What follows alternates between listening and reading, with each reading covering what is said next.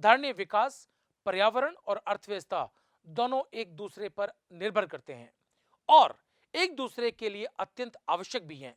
अतः पर्यावरण पर होने वाले परिणामों की अवहेलना करना हमारे लिए संभव नहीं है। यह विकास तथा पर्यावरण पर विनाशात्मक प्रभाव डालता है। अतः अब आवश्यकता है ऐसे विकास की जो कि भावी पीढ़ी को इस नुकसान से, इस हानि से छुटकारा दिलाए। अब आवश्यकता पूर्ति के लिए संसाधनों के पुनर्वितरण की आवश्यकता होगी।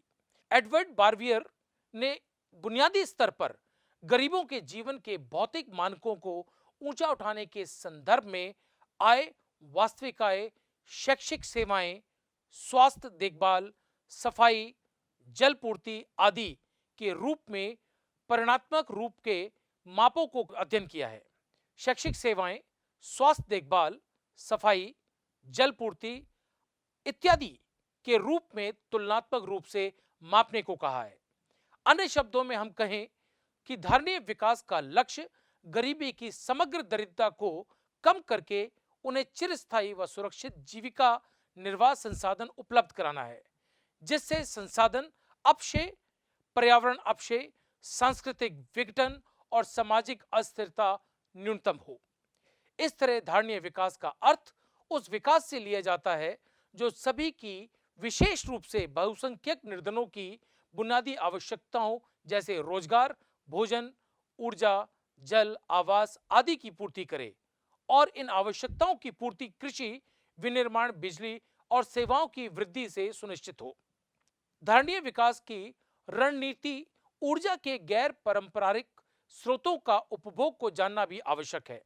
हम सभी जानते हैं कि भारत अपनी विद्युत आवश्यकताओं के लिए थर्मल और हाइड्रो पावर संयंत्रों पर भारी मात्रा पर निर्भर करता है। इन दोनों का पर्यावरण पर प्रतिकूल प्रभाव भी पड़ता है। थर्मल पावर संयंत्र बड़ी मात्रा में कार्बन डाइऑक्साइड का उत्सर्जन करते हैं, जो कि ग्रीन हाउस गैस है। थर्मल पावर प्लांटों से बड़ी मात्रा में धुएं के रूप में राख भी निकलती है, जिसका उचित उपयोग ना हो तो जल, भूमि और पर्यावरण के अन्य संगठनों के प्रदूषण का कारण भी बनती है। जल विद्युत परियोजनाओं से वन जलमग्न हो रहे हैं और नदी प्रवाह क्षेत्र तथा नदियां घाटियों के प्राकृतिक प्रवाह में हस्तक्षेप करते हैं। वायु शक्ति और सौर किरणें पारंपरिक ऊर्जा के अच्छे उदाहरण हैं, परंतु तकनीकी ज्ञान के अभाव से इसका विस्तृत रूप में अभी तक विकास नहीं हो पाया है। ग्रामीण क्षेत्र में रहने वाले परिवार अक्सर लकड़ी, उपले और अन्य जैविक पदार्थों का इस्तेमाल ईंधन के रूप में करते हैं। इससे वन विनाश, हरित क्षेत्र में कमी, मवेशियों के गोबर का अपव्यय और वायु प्रदूषण जैसे अनेक प्रतिकूल प्रभाव होते हैं। इस स्थिति को सुधारने के लिए कम कीमत का तरल पेट्रोलियम गैस, जिसे हम एलपीजी कहते हैं, प्रदान किया जा रहा है। इसके अतिरिक्त गोबर गैस संयंत्र आसान ऋण और आर्थिक सहायता देकर उपलब्ध कराई जा रही है। जहां तक तरल पेट्रोलियम गैस का संबंध है, यह एक स्वच्छ ईंधन है जो कि परिवारों में प्रदूषण को काफी हद तक कम करने में सक्षम है। इसमें ऊर्जा का अपव्यय भी न्यूनतम होता है। गोबर गैस संयंत्र को चलाने के लिए गोबर को संयंत्र में डाला जाता है और इससे गैस का उत्पादन होता है, जिसका ईंधन के रूप में प्रयोग किया जाना सरल है।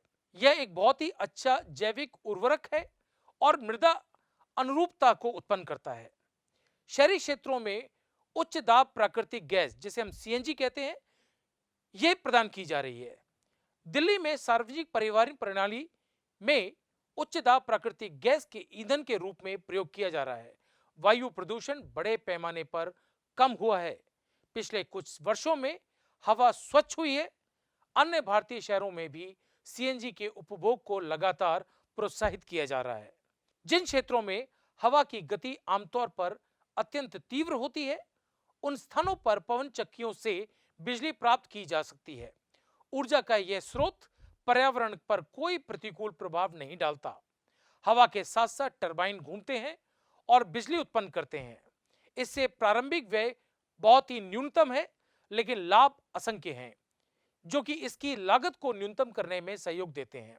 सौर शक्ति प्राकृतिक रूप से भारत में सूर्य किरणों के माध्यम से सौर ऊर्जा उत्पन्न करती है। हम इसका प्रयोग विभिन्न तरीकों से करते हैं। उदाहरण के लिए हम कपड़े, अनाज, अन्य कृषि उत्पादों और दैनिक उपभोगों की विभिन्न वस्तुओं को सुखाते हैं। सर्दियों में सूर्य की किरणों का उपभोग हम गर्माहट के लिए भी करते हैं। पौधे सौर ऊर्जा का प्रयोग प्रकाश संरक्षण के लिए भी करते हैं।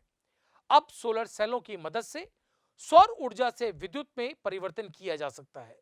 ये सेल सौर ऊर्जा को एक विशिष्ट प्रकार के उपकरणों से पकड़ते हैं और फिर ऊर्जा को बिजली में परिवर्तित किया जाता है। ये औद्योगिकी, दूर दराज के क्षेत्रों और ऐसी जगहों के लिए अत्यंत उपयोगी है जहां ग्रिड और तारों द्वारा विद्युत की पूर्ति किया जाना संभव नहीं है अथवा यह पूर्ति खर्चीली है।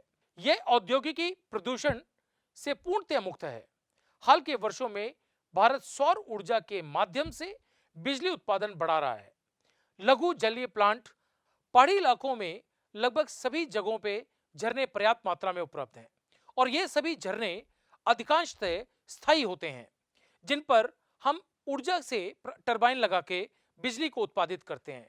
टरबाइन से बिजली का उत्पादन आरंभ होता है जिसका प्रयोग स्थानीय स्तर पर किया जा सके। इस प्रकार के पावर प्लांट पर्यावरण के लिए काफी हितकर होते हैं क्योंकि जहां वे लगाए जाते हैं वहां भू उपभोग की प्रणाली में किसी प्रकार का परिवर्तन करने की आवश्यकता नहीं होती। इसका यह भी अर्थ है कि ऐसे प्लांटों के उपभोग से बड़े बड़े संचार टावर और तारों की जरूरत नहीं होती, आवश्यकता नहीं होती और संचरण की हानि को रोका जा सकता है। पारंपरिक ज्ञान व व्यवहार, पारंपरिक रूप से भारतीय लोग पर्यावरण के निकट रहते हैं। ये पर्यावरण के एक अंग के रूप में रहते हैं, ना कि उनके नियंत्रक के रूप में। यदि हम अपनी कृषि व्यवस्था, स्वास्थ्य सुविधा व्यवस्था, आवास, परिवहन आदि को पीछे मुड़कर देखें तो पता लगेगा कि हमारे सभी क्रियाकलाप पर्यावरण के लिए हितकर ही रहे हैं। लेकिन आजकल हम अपनी पारंपरिक प्रणाली से दूर होते जा रहे हैं, जिससे हमारे पर्यावरण और हमारी ग्रामीण विरासत को भारी मात्रा में हानि पहुंच रही है। अब समय आ गया है कि हम पारंपरिक ज्ञान और अधिक ध्यान से दें।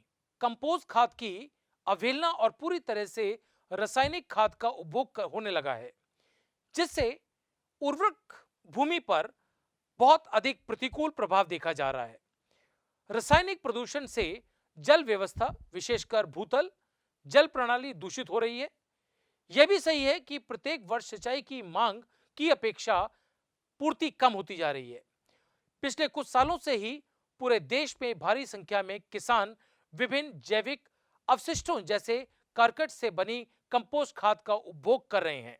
जानवर इसलिए पाले जा रहे हैं जिससे वे गोबर दें और वो महत्वपूर्ण खाद के रूप में मिट्टी को एक उर्वरक बना सके। इस प्रक्रिया का अब व्यापक तौर पर प्रयोग हो रहा है। इससे नागरिक प्रशासन अधिकारियों को भी अप्रत्यक्ष रूप से लाभ प्राप्ति हो रही है, क्योंकि हम अब कूड़ा करकट हटाने पर हमें व्यय नहीं करना। जैविक कीट नियंत्रण हरित क्रांति के आगमन के कारण और उसके पश्चात अधिक उत्पाद के लिए पूरे देश में रासायनिक कीटनाशकों का अधिकाधिक प्रयोग होने लगा। इससे बहुत जल्दी प्रतिकूल प्रभाव हमें देखने प्राप्त हुए। निष्कर्ष के रूप में हम इस पाठ के अंदर कह सकते हैं कि आर्थिक विकास से जिसका लक्ष्य जनसंख्या की आवश्यकताओं की पूर्ति के अनुरूप वस्तुओं और सेवाओं के उत्पादन को बढ़ाना और उपलब्ध कराना है, विकास की प्रारंभिक अवस्थाओं में पर्यावरण संसाधनों की मांग से पूर्ति थी।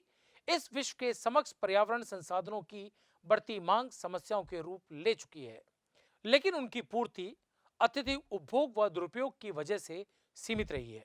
धारणीय विकास का लक्ष्य इस प्रकार के विकास को बढ़ाएं और पर्यावरण समस्याओं को कम करें।